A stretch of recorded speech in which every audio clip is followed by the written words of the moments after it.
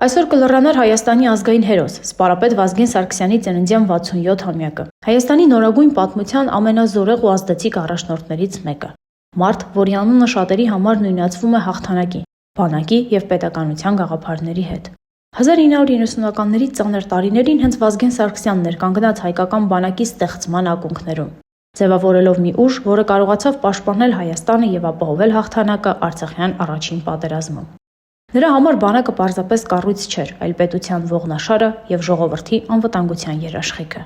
Սպարապետը հայտնի էր իր ուղիղ, կոշտ եւ անզիջում խոսքերով։ Նա հաճախ էր հիշեցնում, որ անկախությունը նվեր չէ, այլ պայքարի ու պատասխանատվության արդյունք։